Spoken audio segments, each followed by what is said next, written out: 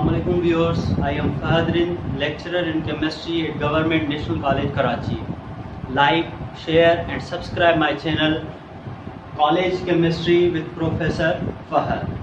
आज का जो टॉपिक है केमिस्ट्री और उसके यूजेस और उसके साथ बहुत फंडामेंटल यूनिट्स जो केमिस्ट्री में इस्तेमाल होते हैं, फंडामेंटल टर्म्स जो केमिस्ट्री में इस्तेमाल होते हैं, उनके बारे में आप आज जानें। केमिस्ट्री साइंस की एक ब्रांच है जिसमें स्टडी किया जाता है मैटर के अबाउट, उसकी प्रॉपर्टी, कंपोजिशन और उसकी स्ट्रक्चर के हवाले से।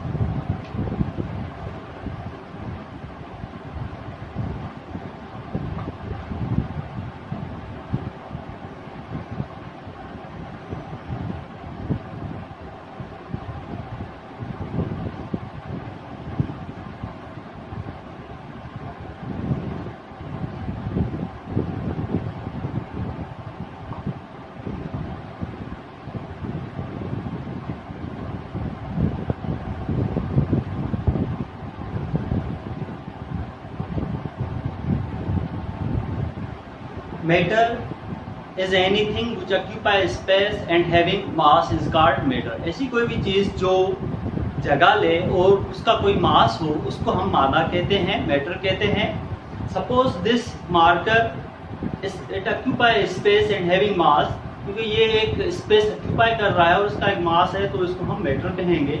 हमारे इर्द गिर्द इस दुनिया में जो भी चीज है वो मैटर है। उस मैटर के हवाले से हम स्टडी करें, उस मैटर की प्रॉपर्टीज, उसकी क्या खुसूसियात हैं, उसकी कंपोजिशन क्या है, वो किस तरह से बना हुआ है, और उसकी स्ट्रक्चर के उसके जो एटम्स हैं वो किस तरह से आपस में जुड़े हुए हैं, उस स्टडी को हम कहते हैं केमिस्ट्री।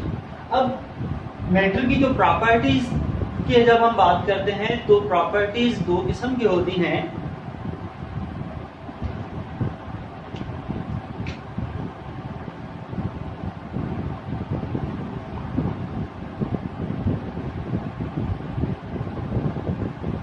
एक होती है फिजिकल प्रॉपर्टी ऑफ मैटर और दूसरी होती है chemical property of matter.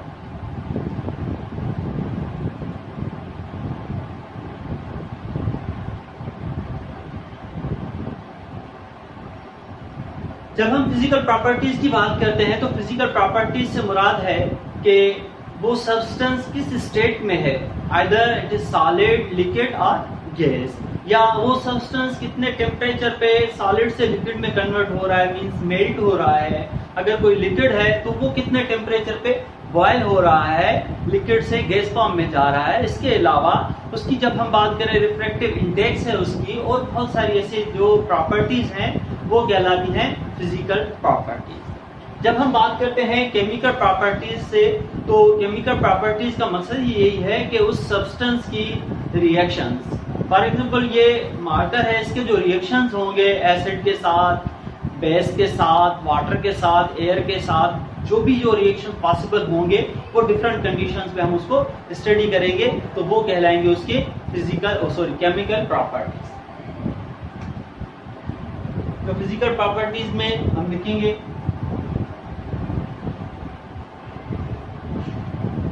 Melting, then उसकी स्टेट हो गई, किस स्टेट में है, एंड यूटीसी। केमिकल प्रॉपर्टीज में उसके रिएक्शंस।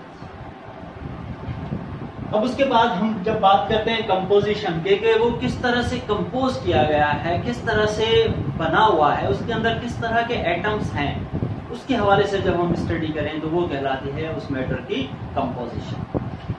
फॉर एग्जाम्पल ये मार्कर है, ये प्लास्टिक है, पॉलीमर्स हैं, इसके अंदर डिफरेंट ऑर्गेनिक पॉलीमर्स भी हो सकते हैं इसके अंदर, और इसकी डिफरेंट स्ट्रक्चर्स हो सकती हैं। तो इसके अंदर जब हम देखेंगे कि कार्बन, हाइड्रोजन, ऑक्सीजन, दूसरे एटम्स किस तरह से आपस में जुड़े हुए हैं या इसके अंदर जो मौजूद हैं, उसको हम कहेंगे कि ये उसकी कंपोजिशन है। और जब हम बात करें स्ट्रक्चर की कि ये जो इसके अंदर एटम्स हैं उसके दरमियान कितनी बॉन्ड एंगल्स हैं, उनकी क्या बॉन्ड लेंथ्स हैं, क्या शेप बना रहे हैं, तो उसको हम कहेंगे कि ये उसकी स्ट्रक्चर है। तो आपने आज सीखा कि chemistry is the study of matter about its properties, composition and structure, that is called chemistry. अब हम डिस्कस करेंगे uses of the chemistry.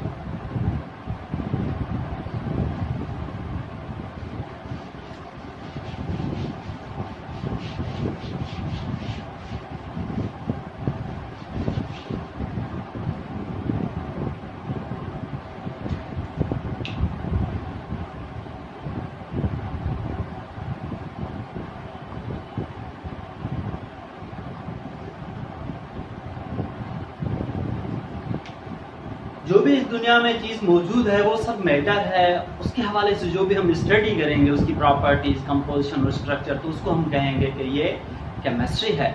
अब वो जब केमिस्ट्री है तो जाहिर बात है हम स्टडी करेंगे उन मैटर पे और उसको हम कोशिश करेंगे उस मैटर को अपनी लाइफ में किस तरह से यूटिलाइज किया जाए, उन केमिकल्स को किस तरह से हम अपनी लाइफ को बेहतर बनाने के लिए इस्तेमाल कर सकते हैं। तो वो सब चीजें कहलाते हैं कि केमिस्ट्री के यूजेस हैं।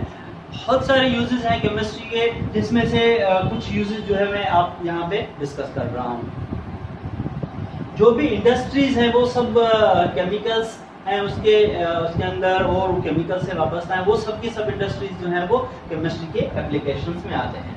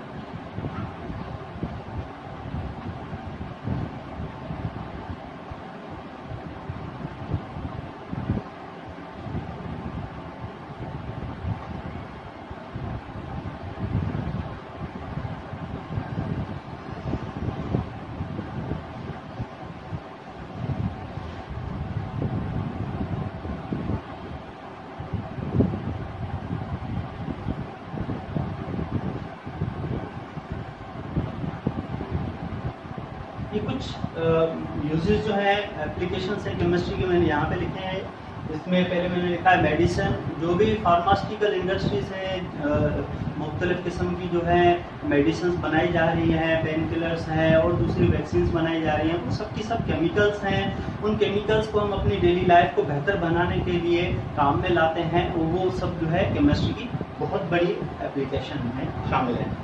फर्टिलाइजर्स हैं, अर्थ की पीएच को मेंटेन करने के लिए, ज़्यादा ग्रोथ जो है वो हासिल करने के लिए हम फर्टिलाइजर का इस्तेमाल करते हैं, जिसमें नाइट्रोजन बेस्ड फर्टिलाइजर हैं, फास्फोरस बेस्ड फर्टिलाइजर हैं, पोटेशियम बेस्ड फर्टिलाइजर्स हैं। तो वो भी केमिस्ट्री की एक बहुत बड़ी एप्लीकेशन में शामिल है। पेपर इंडस्ट्रीज हैं, जो पेपर्स बनते हैं वो भी सब केमिकल्स ही हैं और मुख्तलिफ जो है किस्म के पेपर्स बनाए जाते हैं। उसके बाद 4th नंबर पे है पेट्रोलियम। पेट्रोलियम से बहुत सारे डिफरेंट प्रोडक्ट्स हासिल किए जाते हैं। गैसोलीन है, जो पेट्रोल जिसको हम कहते हैं, केरोसिन है, मिट्टी का तेल है जिसे हम कहते हैं, डीजल है और मीथेन गैस इसमें से हासिल की जाती है, एलपीजी हो गई, पेट्रोकेमिकल हो गए, इसमें से ये सब जो है पेट्रोलियम से हासिल किए जाते हैं और वो भी एक केमिस्ट्री की बहुत बड़ी एप्लीकेशन है। उसके बाद है कॉस्मेटिक जो मेकअप का सामान है, ये सब जो है कॉस्मेटिक में शामिल होता है। वो बहुत सारी इंडस्ट्रीज हैं जो कॉस्मेटिक्स बना रही हैं और ये केमिस्ट्री की बड़ी एप्लीकेशन है या यूज है जिसे हम कहते हैं, या इम्पोर्टेंस ऑफ केमिस्ट्री में कहते हैं। साबुन जो है घरों में इस्तेमाल हो रहे हैं, डिटर्जेंट हैं यूज हो रहे हैं, वो भी सब केमिकल्स हैं। और बायोकेमिस्ट्री, बायो मीन्स लाइफ, ऐसी केमिस्ट्री जो लिविंग से, लाइफ से जुड़ी है उसको हम बायोकेमिस्ट्री कहते हैं। कि लाइफ के अंदर जो भी एलिमेंट्स हैं, कंपाउंड्स हैं, वो कौन कौन से हैं, वो किस तरह से काम कर रहे हैं, उनकी क्या जो है प्रॉपर लेवल है जिसको हमें मेंटेन करना चाहिए, उसके हवाले से जब हम स्टडी करते हैं तो वो बायोकेमिस्ट्री में आता है। कि जो भी मेडिसिन बनाई जा रही है कि आइदर वो उस लिविंग को नुकसान तो नहीं दे रही, कितनी देर में डिजॉल्व हो रही है, सारी चीज़ें जो है वो बायोकेमिस्ट्री से ही स्टडी की जा रही हैं। 8th नंबर पे इन्वायरमेंटल केमिस्ट्री। हमारा जो माहौल है, इन्वायरमेंट है, उसमें बहुत सारी गैसेस हैं, ऑक्सीजन है, नाइट्रोजन है और भी बहुत सारी गैसेस हैं। जिसमें 78% नाइट्रोजन है, 21% ऑक्सीजन गैस मौजूद है, बाकी डिफरेंट गैसेस, इनर्ट गैसेस उसके अंदर मौजूद हैं। तो उसका एक प्रॉपर मार्जिन है, प्रॉपर एक वैल्यू है कि इतनी परसेंट से ज़्यादा अगर कार्बन डाइऑक्साइड हो जाएगी तो वो एनवायरनमेंट टॉक्सिक हो जाएगा, हमारे लिए सूटेबल नहीं होगा। तो उसकी स्टडी की जाती है। एसिड रेन हो रही है, जब भी बारिश होती है तो उसमें बहुत सारे एसिड्स बनते हैं, उनके हवाले से हम स्टडी करते हैं कि एसिड रेन जो बन रही है वो कितनी नुकसानदेह है, या उसके अलावा ओजोन गैसेज हैं उसके हवाले से हम स्टडी करते हैं, जो अर्थ के एक सराउंडिंग में बड़ा लेयर है O3 गैस का, जो प्रोटेक्ट करता है अल्ट्रा वायलेट रेज से।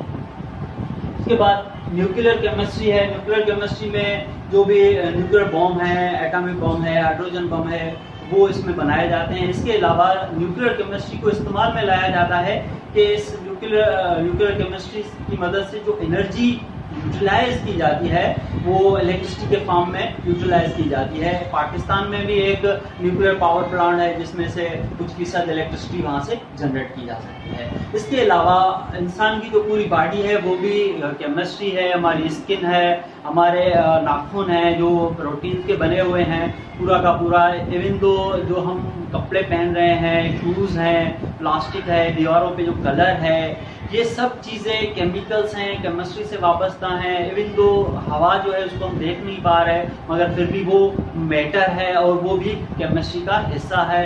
तो लाखों करोड़ों केमिस्ट्री के एडवांटेजेस हैं, एप्लीकेशंस हैं, यूजेस हैं, क्योंकि ये एक बहुत कॉमन टॉपिक है कि अगर स्टूडेंट को पता होगा कि केमिस्ट्री है क्या, इसके क्या क्या एडवांटेजेस हैं, तो ही स्टूडेंट की एक इंटरेस्ट बढ़ेगी कि मैं ज़्यादा से ज़्यादा केमिस्ट्री को पढूं और उसमें से उसको यूटिलाइज करूं।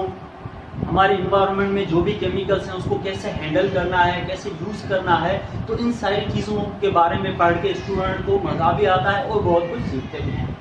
अब हम स्टडी करेंगे, बात करेंगे fundamental terms used in chemistry के। वो जो बुनियादी टर्म्स हैं केमिस्ट्री में इस्तेमाल होते हैं, बहुत कॉमन टर्म्स हैं। इवन दो कुछ स्टूडेंट्स को अगर उन टर्म्स के बारे में नहीं पता, फॉर एग्जांपल वो स्टडी किए जा रहे हैं, एक दो चैप्टर उन्होंने पढ़ लिया, एलिमेंट का उसको नहीं पता चल रहा सही से, मॉलिक्यूल का, कंपाउंड का, तो जाहिर बात है उसको आगे पढ़ने में मुश्किल होगी। इसीलिए मैंने इस टॉपिक को भी इंक्लूड किया है कि जैसे स्टूडेंट्स को इसमें से ज़्यादा से ज़्यादा हेल्प मिले।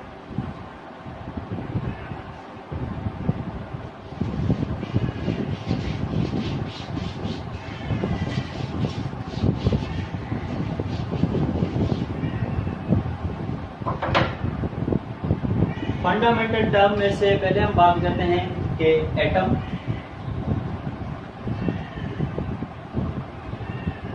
एटम ग्रीक लैंग्वेज का वर्ड है जो दो वर्ड्स की कॉम्बिनेशन है। A means not and tomos means cuttable. Means कि ऐसी चीज साइंटिस्ट ने डिस्कवर की, डेमोक्रिटस साइंटिस्ट थे जिन्होंने एटम डिस्कवर किया। उन्होंने बताया कि ऐसी चीज जिसको हम कट ना कर सके, ना तोड़ सके, डिवाइड ना कर सके, उसको हम कहते हैं atom.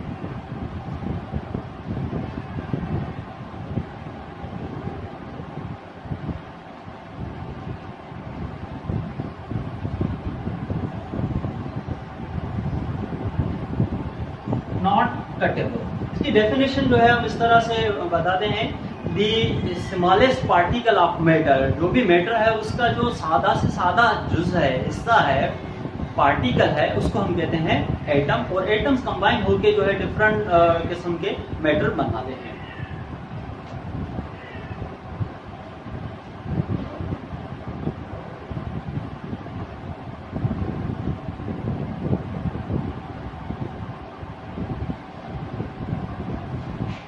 The smallest particle of matter is called atom। अब पहले तो समझा गया कि एटम जो है वो सबसे स्मॉलेस्ट पार्टिकल है, इसको ज़्यादा तोड़ा नहीं जा सकता, क्योंकि उस वक्त कोई ऐसी डिस्कवरीज नहीं हुई थी। क्योंकि एटम को 100 से ज़्यादा हिस्सों में तकसीम किया जा सकता है, जिसमें से जो मेजर पार्ट्स हैं एटम के वो इलेक्ट्रॉन, प्रोटॉन और न्यूट्रॉन कहलाते हैं, जिसके बारे में हम केमिस्ट्री में स्टडी करते हैं। तो इस हवाले से अगर हम एटम को डिफाइन करें तो स्मॉलेस्ट के बजाय हम वर्ड यूज करेंगे the simplest particle of matter is called atom. क्योंकि atom can be divided further into more than the 100 parts, so that we can not say only that it is the smallest particle, but that one is the more suitable when we say the simplest particle of metal.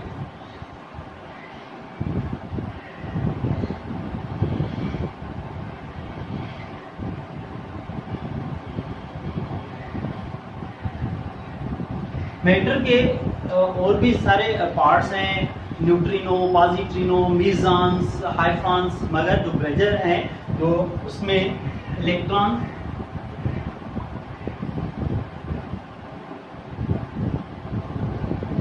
Proton और neutrons. Electrons पे negative charge होती है, proton पे positive charge होती है और neutron पे कोई भी चार्ज नहीं होती।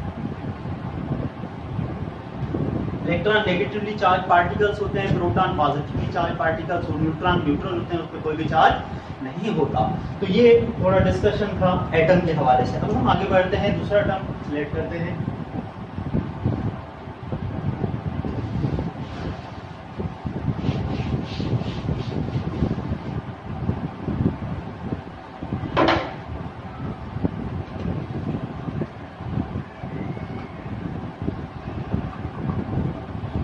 Next one is the element. अब एलिमेंट एक ऐसा प्योर सब्सटेंस है जिसके अंदर सिर्फ एक ही किस्म के एटम्स हों, दो या दो से ज्यादा किस्म के एटम्स उसके अंदर ना हो, और उसकी ये खासियत है कि हम उस एलिमेंट को फर्दर डिवाइड नहीं कर सकते, तोड़ नहीं सकते केमिकली। केमिकली के मकसद है कि उसका रिएक्शन करा के उसमें से जो है अलग अलग एटम नहीं बना सकते, वो वही प्योर एटम्स की ही कॉम्बिनेशन रहेगा। तो एलिमेंट की डेफिनेशन हम कहते हैं the pure substance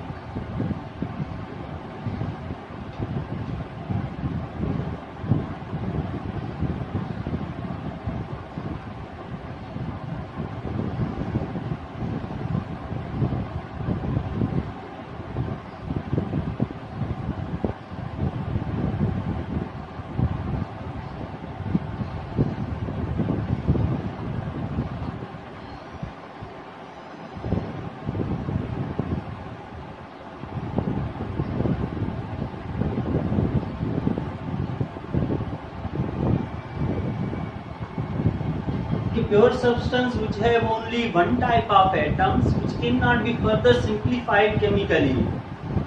अब एलिमेंट जैसे गोल्ड हो गया, कॉपर हो गया, प्लैटिनम हो गया, सोडियम हो गया, सिल्वर हो गया, ये सब के सब एलिमेंट हैं, प्योर सब्सटेंसेस हैं, इसके अंदर एक ही किस्म के एटम्स पाए जाते हैं।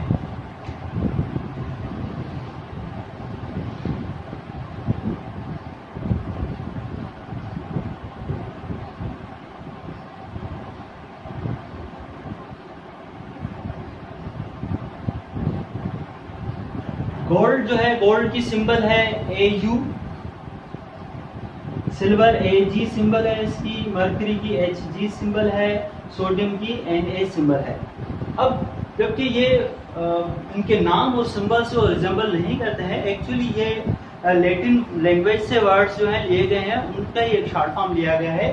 AU जो है गोल्ड की सिंबल वो आर्यम है, जहां से ये इसका पहला पार्ट AU सिलेक्ट किया गया है। सिल्वर है वो एक्चुअली अर्जेंटम है, AG जिसकी सिंबल है। मरकरी हाइड्रार गैरम है जिसकी सिंबल Hg है, और सोडियम जिसकी सिंबल N है वो नेट्रियम है एक्चुअली, क्योंकि सोडियम तो S से लिखा जा रहा है, इसकी सिंबल Na है। इसी तरह से पोटाशियम जो है वो कैलियम है, टंगस्टन जो है उसकी सिंबल W है। इसी तरह से बहुत सारे और एलिमेंट्स भी जो हैं उनके नाम और सिंबल रिजेंबल नहीं करते, क्योंकि वो और लैंग्वेज से सिलेक्ट किए गए हैं। तो ये सारा डिस्कशन था इस एलिमेंट्स के हवाले से। अब हम आगे मूव करेंगे।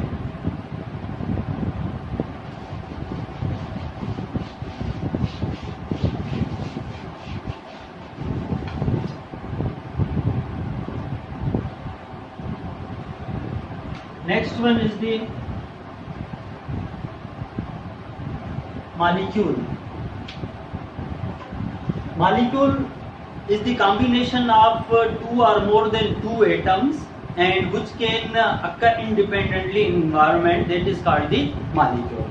के दो या दो से ज्यादा एटम्स आपस में कंबाइन होके मॉलिक्यूल बनाते हैं और जो इंडिपेंडेंटली सर्वाइव कर सकते हैं। फॉर एग्जांपल पहले मैं इसकी डेफिनेशन लिख लेता हूं।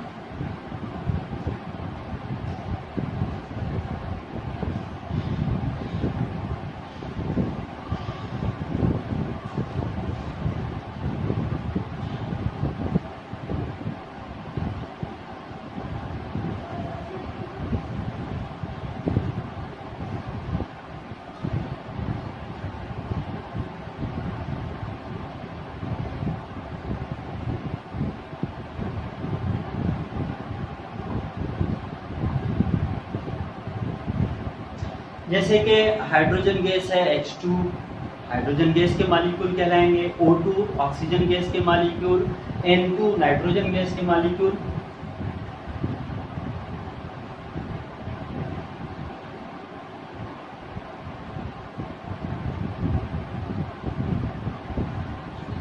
N2 nitrogen gas molecule.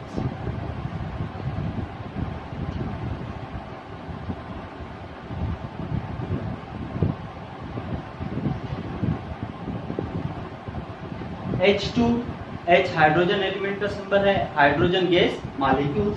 O2 oxygen gas molecules.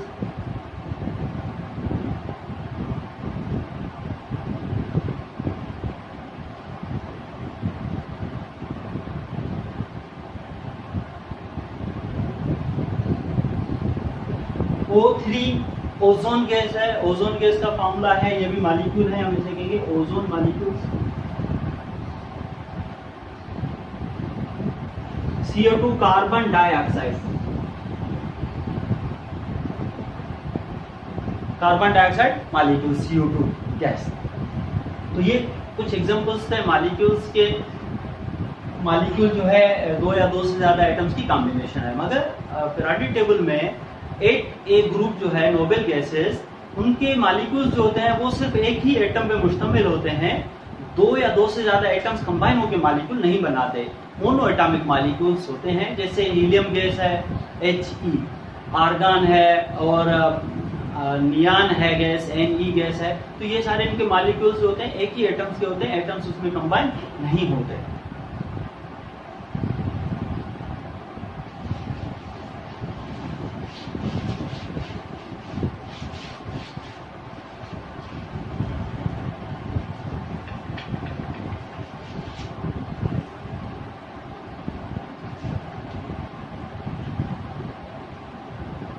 अब हम बात करेंगे कंपाउंड। कंपाउंड केमिस्ट्री में आप बहुत सारे टॉपिक्स पढ़ में उनमें ये वर्ड इस्तेमाल होता है कि वाटर कंपाउंड, दूसरे कंपाउंड, सोडियम क्लोराइड कंपाउंड। तो कंपाउंड का ये है कि it is also the combination of 2 और मोर एटम्स, कि दो या दो से ज्यादा एटम्स आपस में कंबाइन होके कंपाउंड बनाते हैं। और जो एटम्स और आपस में कंबाइन होते हैं उनकी प्रॉपर्टीज जो होती है वो चेंज हो जाती है इनिशियली से। तो जब एटम्स कंबाइन हो और उनकी प्रॉपर्टीज रिएक्टेंट से चेंज हो जाए तो उसको हम कहते हैं compound. For example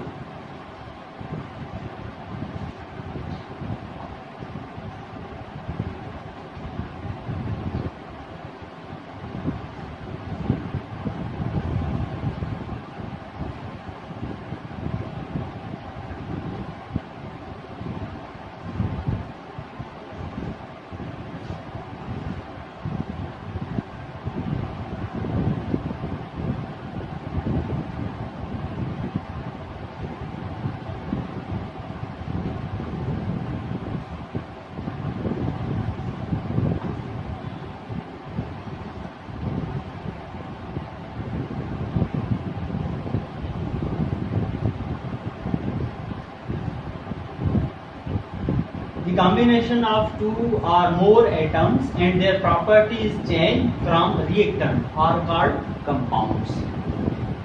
For example, sodium element इसकी सिंबल है Na, सॉलिड फॉर्म में। ये कंबाइन होगा दूसरी गैस है Cl2। जब भी हम एलिमेंट की सिंबल के बराबर में ब्रैकेट देके S लिखते हैं तो उसका मतलब है कि वो सॉलिड फॉर्म में है, L लिखते हैं तो लिक्विड फॉर्म में, और G लिखते हैं तो गैस फॉर्म में होता है। तो सोडियम सॉलिड और क्लोरीन गैस जो है वो आपस में कंबाइन होते हैं और इसकी रिजल्ट में कंपाउंड बनता है NaCl, सोडियम क्लोराइड, जो आम नमक है, घरों में इस्तेमाल होता है, टेबल साल्ट जिसे हम कहते हैं। तो sodium chloride is the compound, sodium element is the pure element, Cl2 gas is the molecule. तो ये एलिमेंट है एटॉमिक फॉर्म में, ये एलिमेंट मॉलिक्यूलर फॉर्म में है Cl2 गैस, और ये इसमें से जो प्रोडक्ट बन रही है वो सोडियम क्लोराइड सॉलिड फॉर्म में है और वो कंपाउंड है। अब किस तरह से इसकी प्रॉपर्टीज चेंज हुई? जब भी हम रिएक्शन लिखते हैं तो रिएक्शन के दो पार्ट्स होते हैं, एक होता है रिएक्टेंट और दूसरा होता है प्रोडक्ट। रिएक्टेंट जो होता है वो हमेशा रिएक्टेंट लेफ्ट साइड में लिखे जाते हैं और प्रोडक्ट जो होते हैं वो हमेशा राइट साइड में, और सेंटर में हम एरो देते हैं कि ये रिएक्टेंट कन्वर्ट हो रहे हैं प्रोडक्ट में। तो लेफ्ट साइड पे जो भी सिंबल्स लिखी जाती हैं इक्वेशन में वो सब रिएक्टेंट कहलाते हैं, और राइट साइड पे जो केमिकल्स लिखे जाते हैं सिंबल्स, तो वो प्रोडक्ट कहलाते हैं। तो सोडियम एक ऐसा एलिमेंट है, ऐसा रिएक्टिव एलिमेंट है, जब उसको आप पानी में ऐड करेंगे तो वाटर के साथ ये एक्सप्लोसिव रिएक्शन करता है, कंबस्शन रिएक्शन देता है। जब भी सोडियम और वाटर का रिएक्शन होता है तो उसकी रिजल्ट में हीट रिलीज होती है और उस वाटर में फायर किक करता है, क्योंकि जब सोडियम और वाटर रिएक्ट करते हैं तो सोडियम हाइड्रोक्साइड कंपाउंड बनता है, प्लस में हाइड्रोजन गैस बनती है। जो हाइड्रोजन गैस है वो इतनी एक्सोथर्मिक रिएक्शन से हीट रिलीज करती है जिसके बाद जो है वो हाइड्रोजन गैस हीट कैच करती है और उसमें कंबशन क्रिएट हो जाती है। तो it is the highly reactive. और जब बात करें क्लोरीन गैस की, तो क्लोरीन एक टॉक्सिक गैस है, लाइट ग्रीन येलोइश गैस है, जो अगर हम इनहेल करें तो हमें बहुत नुकसान हो सकता है। तो एक गैस जो है वो बहुत टॉक्सिक गैस है, दूसरा एलिमेंट जो है वो बहुत रिएक्टिव है वाटर के साथ। अब जब ये दोनों आपस में कंबाइन होते हैं तो ये केमिस्ट्री है कि वो एक दूसरे कंपाउंड में चेंज हो जाते हैं, जो हम डेली लाइफ में खा रहे हैं, पानी पी रहे हैं, और वो वाटर के साथ जो है हमारी बॉडी में मौजूद हैं और हमें कोई नुकसान नहीं दे रहे, और उन एलिमेंट्स की, उन आयंस की हमारी बॉडी को नीड भी है। तो ये केमिस्ट्री है, ये कंपाउंड्स हैं। बड़ी इंटरेस्टिंग थिंग है कि किस तरह से हम और ऐसे कंपाउंड्स बनाएं और हम अपनी लाइफ में दूसरों को फायदा दें, खुद को फायदा दें। तो ये कंपाउंड कहलाते हैं।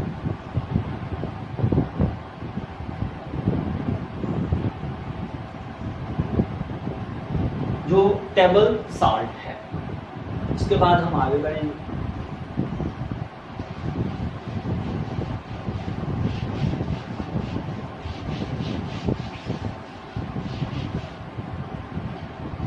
अब हम बात करेंगे आयंस।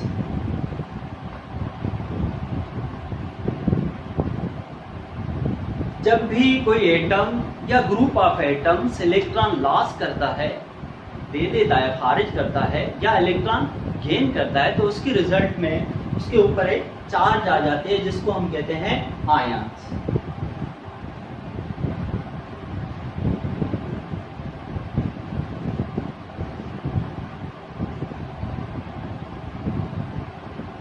आयंस की डेफिनेशन लिखते हैं।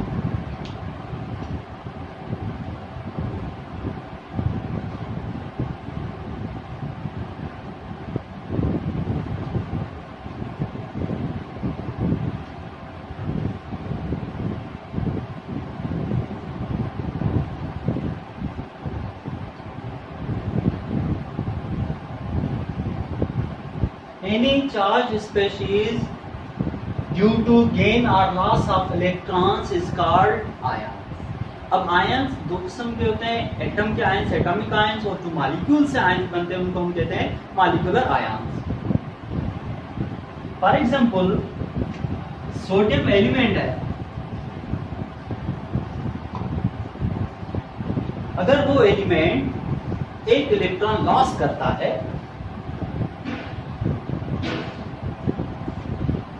E माइनस रिप्रेजेंट कर रही है सिंबल इलेक्ट्रॉन को।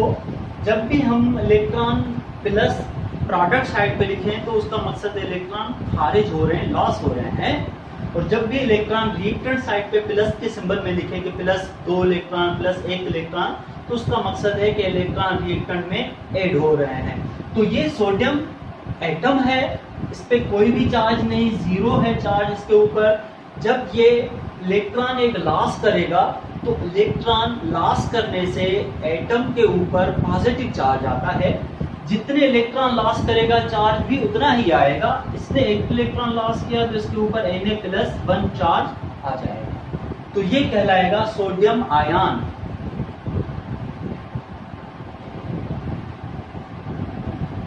तो यहाँ पे ये सोडियम एटम है, जब वो इलेक्ट्रॉन लॉस कर रहा है तो वो सोडियम आयन में कन्वर्ट हो रहा है और एक इलेक्ट्रॉन लॉस कर रहा है। इसी तरह से नेगेटिव आयंस भी बनते हैं जिसमें एटम जो है वो इलेक्ट्रॉन गेन करते हैं, उस पर हम डिस्कस करते हैं।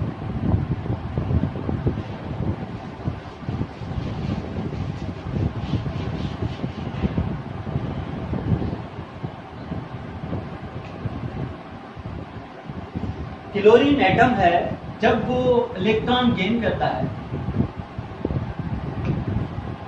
दो क्लोरीन एटम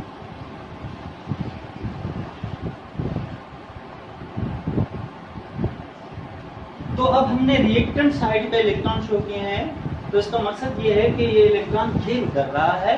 जब इलेक्ट्रॉन गेन होते हैं तो एटम के ऊपर नेगेटिव चार्ज होता है, क्योंकि इलेक्ट्रॉन का चार्ज नेगेटिव है। जितने इलेक्ट्रॉन कोई एलिमेंट लेगा तो उसके ऊपर चार्ज भी उतना ही आएगा और वो नेगेटिव आएगा। अगर इलेक्ट्रॉन लॉस होते हैं तो उसके इलेक्ट्रॉन कम हो गए तो उसके ऊपर पॉजिटिव चार्ज आएगा। अगर इलेक्ट्रॉन कोई एटम लेता है तो उसके ऊपर नेगेटिव चार्ज आएगा। तो Cl- जो है इसको हम क्लोरीन एटम नहीं पढ़ेंगे, इसको हम कहेंगे क्लोराइड आयन।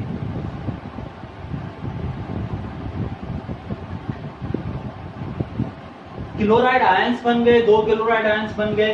तो अब हमने थोड़ा आपको बेसिक कॉन्सेप्ट हुआ कि आयंस जो है वो किस तरह से बनते हैं और आयन क्या है, इनका एक पर्टिकुलर रोल है।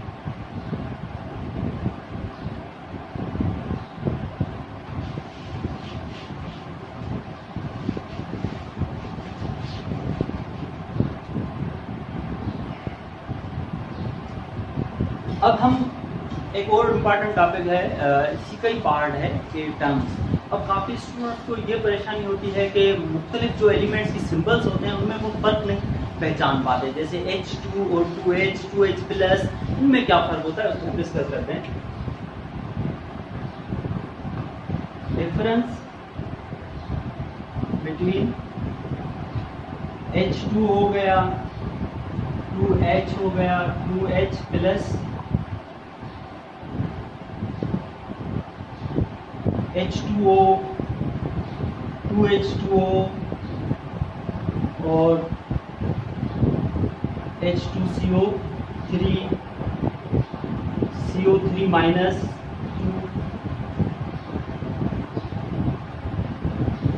अब इसमें ये जो रिप्रेजेंटेशन है इनका मकसद ये होता है कि जब भी केमिस्ट्री में हम एलिमेंट की सिंबल लिखे हैं और उसके बराबर में डाउनवर्ड कोई भी डिजिट लिखते हैं तो उसका मकसद ये होता है कि वो एटम्स आपस में केमिकली जुड़े हैं।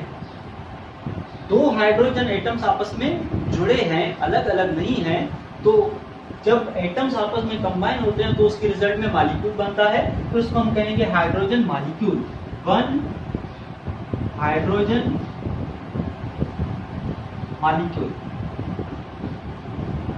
अब वन कहां से पता चला, क्योंकि इसका कोएफिशिएंट कुछ भी नहीं, मकसद ये वन है कि एक हाइड्रोजन का मॉलिक्यूल। दूसरा एग्जांपल है 2H। इसका मकसद ये है कि ये हाइड्रोजन जो है वो आपस में केमिकली नहीं अटैच हुए, एटॉमिक फॉर्म में ही है। दो हाइड्रोजन एटम्स हैं, दो हाइड्रोजन एटम्स, 2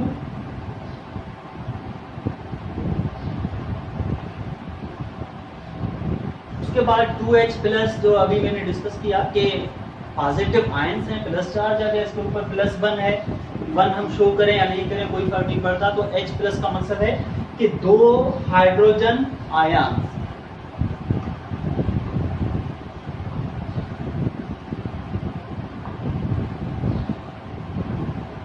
अब उसके बाद H2O पानी का फार्मूला है, वाटर है, मोस्ट कॉमन है।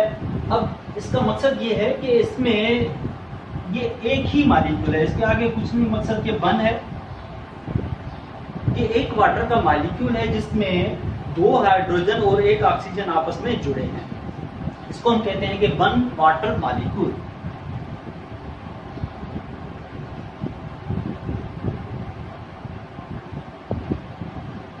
पानी जो है वो उसका केमिकल नेम है हाइड्रोजन मोनोऑक्साइड। वाटर का फार्मूला चाहे सॉलिड स्टेट बर्फ का हो, लिक्विड का हो या गैस फॉर्म में हो, पानी का फार्मूला वही रहता है। इसमें कंफ्यूज होने की जरूरत नहीं कि वाटर जो सिर्फ चेंज हो रहा है उसकी फिजिकल स्टेट चेंज हो रही है कि सॉलिड से लिक्विड में कन्वर्ट हो रहा है, लिक्विड से गैस में, फिर गैस से लिक्विड में, तो उसकी जो केमिकल कंपोजिशन है वो सेम ही रहेगी। सिर्फ जो है मॉलिक्यूल्स के दरमियान जो गैप है वो कम और ज्यादा हो रहा है। सॉलिड स्टेट में मॉलिक्यूल्स के बीच में गैप कम हो रहा है और गैस स्टेट में उनके दरमियान जो फासला है वो बढ़ रहा है। 2H2O का मकसद है कि 2 वाटर मॉलिक्यूल में 2 वाटर मॉलिक्यूल्स।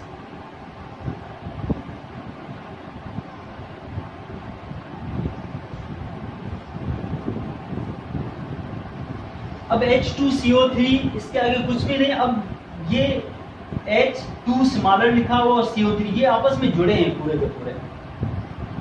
इसका मकसद ये है कि इसके आगे कुछ नहीं, मकसद ये वन है कि एक मॉलिक्यूल है इस कंपाउंड का H2CO3 जिसे हम कहते हैं कार्बोनिक एसिड। कार्बोनिक एसिड या हाइड्रोजन कार्बोनेट। अब इस कार्बोनिक एसिड का एक मॉलिक्यूल है जिसके अंदर 2 हाइड्रोजन एटम्स हैं, 1 कार्बन एटम है और 3 ऑक्सीजन एटम्स मौजूद हैं।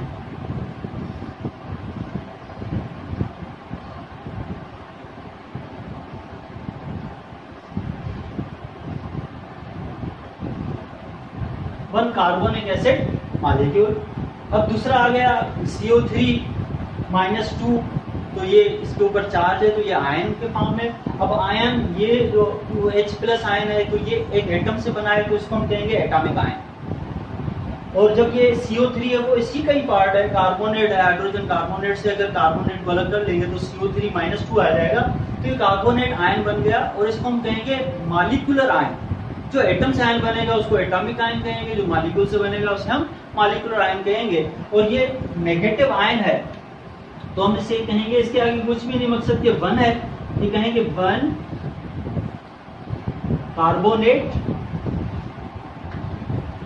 आयन, कि एक कार्बोनेट का आयन है।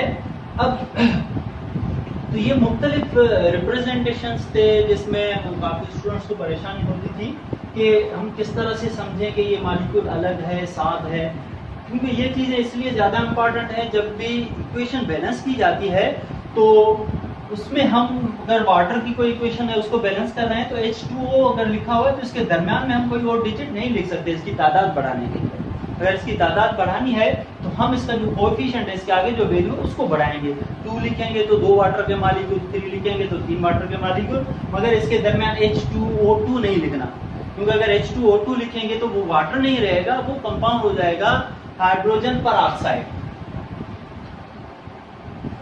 H2O2 हाइड्रोजन पर ऑक्साइड जिसमें 2 हाइड्रोजन और 2 ऑक्सीजन एटम्स आपस में जुड़े होते हैं।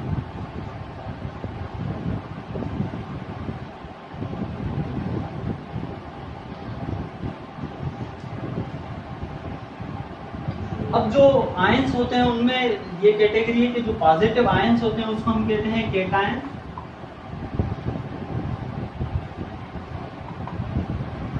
पॉजिटिव आयंस को हम केटायंस कहते हैं और नेगेटिव आयंस को एनायंस कहते हैं।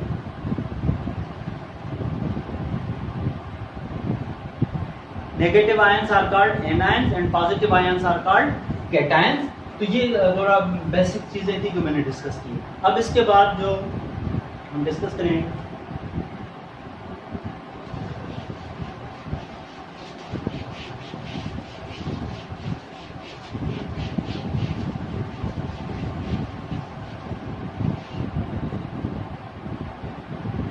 बहुत इंपॉर्टेंट टॉपिक, जो कोई भी एक यूनिट है जिसको हम कन्वर्ट करते हैं दूसरे यूनिट में, तो उसके लिए क्या स्टेप्स होने चाहिए, क्या मेथड होना चाहिए। एक आसान स्टेप है, मेथड है, इसे आप कन्वर्जन मेथड कह लें।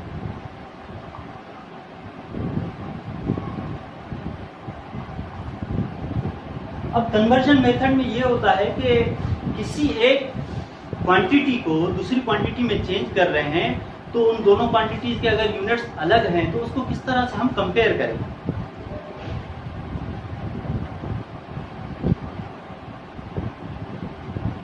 फॉर एग्जाम्पल,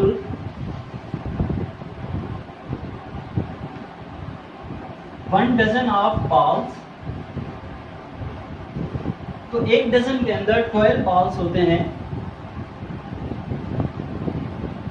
अगर कहा जाए कि 2 बॉल्स जो हैं वो कितने डजन के बराबर हैं, या कहा जाए कि 1.4 डजन जो हैं वो कितने बॉल्स के बराबर हैं, उसके अंदर कितने बॉल्स आएंगे, तो ये एक मैंने एग्जांपल दे दिया डजन के हवाले से। तो अब यहाँ पे क्या कंपैरिजन हो रही है कि डजन और बॉल्स की कंपैरिजन हो रही है, जो एक स्टैंडर्ड रिलेशन गिवन होता है कि एक डजन के अंदर हमेशा 12 होते हैं। अगर एक डजन हम कह लें ऑरेंजेस तो उसके अंदर 12 ऑरेंजेस, एक डजन एटम्स मींस उसके अंदर 12 एटम्स। इसी तरह से हर स्टैंडर्ड रिलेशंस होते हैं, वो आपको मालूम होना चाहिए। उसके बाद आप इजीली कन्वर्जन कैसे करेंगे। अब अगर कहा जाए कि 6 बॉल्स बराबर होंगे कितने डजन, अब हमें इसको कैसे मल्टीप्लाई करना है, डिवाइड करना है। इसी तरीका ये है कि जो आपको गिवन वैल्यू हो और उसका यूनिट है वो एज इट इज रखें, 6 बॉल। उसके बाद जो यूनिट आपको गिवन है वही यूनिट नीचे लिखना है कि जैसे ये दोनों यूनिट्स आपस में कैंसिल हो जाएं, और जिसमें कन्वर्ट करना है वो यूनिट हम ऊपर लिखेंगे डजन। अब यहाँ पे जो वैल्यूज लिखी जाएंगी वो होंगी स्टैंडर्ड वैल्यूज जो इनकी आपस में रिलेशन है। तो एक डजन के अंदर 12 बॉल्स आते हैं तो हम लिखेंगे कि 1 डजन यहाँ पे लिखेंगे और बॉल्स की तादाद यहाँ पे लिखेंगे। तो इसमें ये होगा कि आप कभी कंफ्यूज नहीं होंगे कि 6 को 12 से मल्टीप्लाई करना है या डिवाइड करना है। तो जो भी क्वांटिटी का यूनिट हो वही एज इट इज यूनिट आप नीचे लिख लेंगे, उसको मल्टीप्लाई करेंगे उस यूनिट से जिसमें आप उसको कन्वर्ट करना चाह रहे हैं। तो इसका हम डबल लगाएंगे, एक दफा इस पे 2 दफा, तो ये हो जाएगा 1/2। बॉल्स में कैंसिल हो जाएगा तो नया यूनिट जो है वो डजन में मिलेगा। तो 1/2 को हम लिखते हैं 0.5, मींस के आधा डजन जो होगा वो उस बॉल्स में। तो इसी तरह से और भी कन्वर्जन्स हैं, कोई भी यूनिट चाहे करेंसीज हो, चाहे मासेस हो, लेंथ्स हो, वॉल्यूम्स हो, फोर्सेस हो, प्रेशर्स हो, ये सारी चीजें, टाइम है फॉर एग्जांपल, काफी ऐसी वैल्यूज होती हैं जिसमें दिया गया होता है कि आवर्स में, किलोमीटर पर आवर में, उसको आप मीटर पर सेकंड में कैसे कन्वर्ट करें, कि किलोमीटर को मीटर में और आवर्स को जो है सेकंड में कैसे कन्वर्ट करें। तो उसके अंदर भी ये कन्वर्जन मेथड जो है वो यूज हो सकता है, उस पर डिस्कस करते हैं।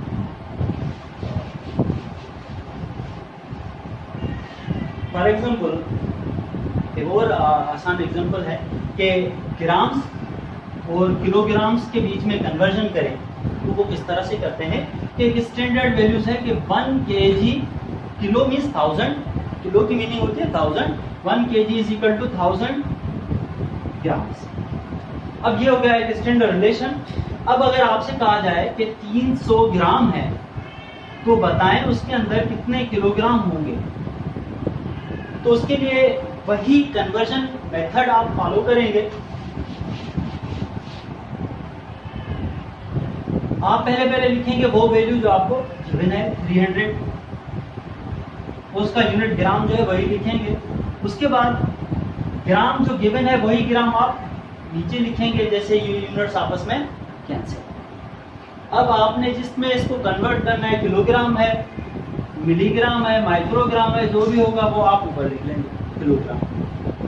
अब क्या होगा कि 300 ग्राम, अब यहाँ पे वैल्यूज जो है अक्सर स्टूडेंट क्या करते हैं 300 यहाँ नीचे लिख देते हैं, यहाँ पे नहीं लिखने, गिवन वैल्यू और उसका यूनिट वही लिखना है। बाकी ये ग्राम और किलोग्राम ये स्टैंडर्ड रिलेशन होगा।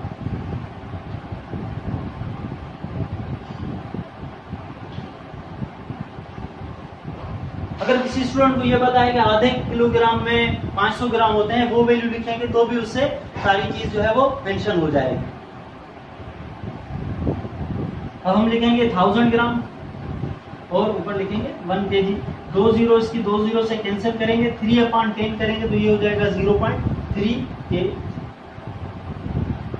तो 0.3 kg is equal to 300 gram and 300 gram are equal to 0.3 kg। अब हम डिस्कस करते हैं कि किलोग्राम को ग्राम में कैसे कन्वर्ट करें। तो ये जो कन्वर्जन मेथड्स हैं, इसकी मदद से आप एटम्स के तादाद मालूम कर सकते हैं ग्राम से, मोल से, और ये सारी जो भी कन्वर्जन्स हैं इसकी मदद से आप इजीली कर सकते हैं।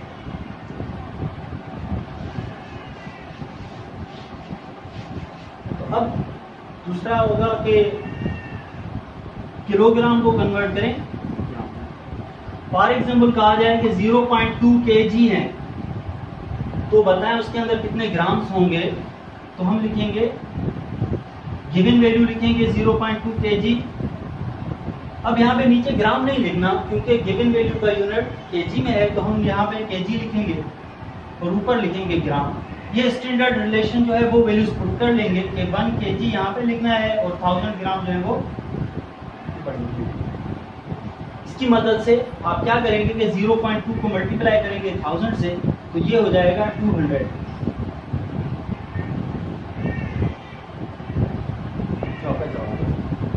इसी तरह से मोल्स हैं, ग्राम्स हैं, एटम्स हैं, मॉलिक्यूल्स हैं, कोवेलेंट बॉन्ड्स हैं, इलेक्ट्रॉन्स हैं, ये सारी चीजें जो हैं आप इस कन्वर्जन मेथड से मालूम कर सकते हैं। और ये बहुत इंपॉर्टेंट टॉपिक है कि जब भी आपको कन्वर्जन करनी हो, स्टोइकोमेट्रिक कैलकुलेशंस हो, मास वॉल्यूम मास रिलेशनशिप, तो उसमें भी ये चीजें बहुत इंपॉर्टेंस रखती हैं। और यहीं पे इस टॉपिक को, इस लेक्चर को खत्म किया जाता है। अल्लाह हाफ़िज़।